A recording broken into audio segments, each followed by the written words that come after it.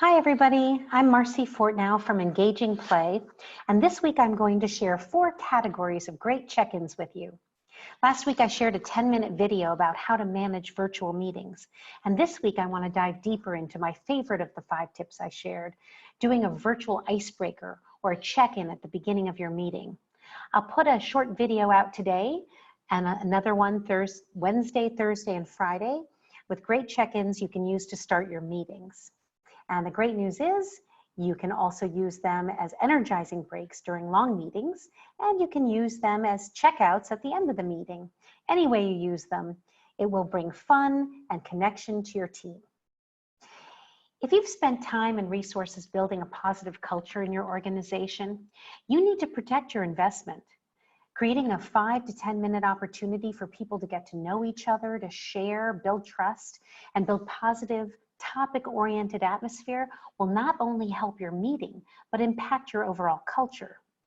Failing to pay attention to your employees' need to connect will result in lower motivation, lower commitment, and lower productivity. And when things get back to normal, people will remember how you made them feel. Remember Maya Angelou's quote, "People won't always remember what you said or what you did, but they'll always remember how you made them feel."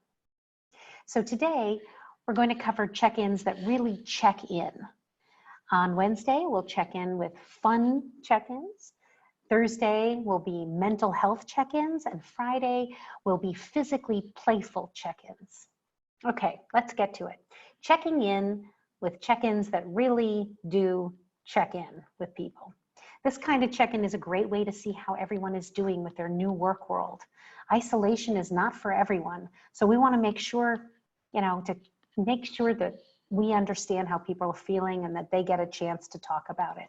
These team builders help people get to know each other better, even when they can't see each other every day. And there are 5 I want to share with you that I thought were great ways to see how everyone is doing. Okay, number 1, go around the group and have them tell a story of something they're doing now that they haven't done in a long while. So this we did recently at a meeting that I was in, and I heard all sorts of stories about closets being cleaned out and crafts being rediscovered and even pantry recipes being invented. Number 2 that I want to share is called dice breakers. You can also use this for a debrief, dice debrief. This I learned just recently on a call with Michelle Cummings, who is a master facilitator of team building. And she rolled a dice, and for the number that came up, each person had to tell, each roll was for each person, and each person had to tell that number of things to answer a question or a prompt. And I thought a great one would be the number of things you're doing to stay sane. If you don't have a webcam to show dice, I found a dice roller on random.org. So you could share your screen, bring up random.org and roll a die. And let's say the number 4 comes up, you'd tell 4 things you're doing to stay sane in this environment. Okay, third idea, it's called commonalities. And this is a great way to utilize breakout rooms, which I love in Zoom. You would break out your group in groups of 2 or 3, 4 being max, and I'd have them find in about 3 minutes time 10 things that they have in common. And I'm not talking color or eye color, but 10 things maybe from their background that they have in common. And then come back to the room and debrief it in a way that lets people share something unusual they learned or something that they have in common. It's a great way to build community. My 4th idea is a show and tell. Have people reach something that's near on their desk or in their workspace and share it. Maybe tell a story about it. Maybe they have a Lego thing or something interesting on their phone. Whatever, have them share it.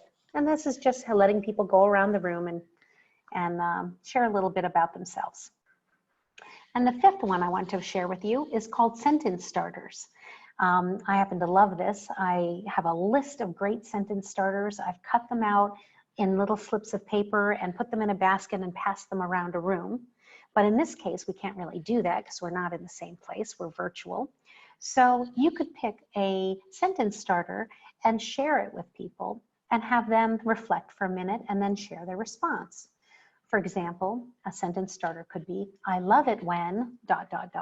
And then everybody sort of thinks for a minute and writes what they love, finishes the sentence, and then you go around the group and share. Here's some of my favorites. My idea of beauty is ... Or the best way for me to relax is ... The funniest thing that ever happened to me was, or the thing that makes me laugh is, or when I think of prunes, ... I mean, you can have your own, or certainly message me and I'll give you my list. I believe it's essential to start your virtual meetings with some sort of icebreaker to allow people an opportunity to connect and feel part of the team. If you spent time and focus building culture and cohesion and positive engagement, don't let this crisis undo your team development efforts. Tune in Wednesday when we'll focus on some fun check-ins and funny check-ins. Thursday will be mental health check-ins, and Friday will be physical check-ins.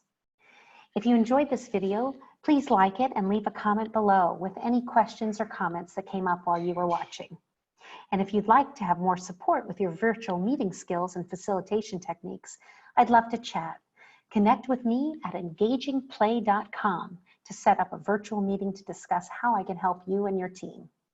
Stay safe and well, and know we're all still connected. Bye-bye.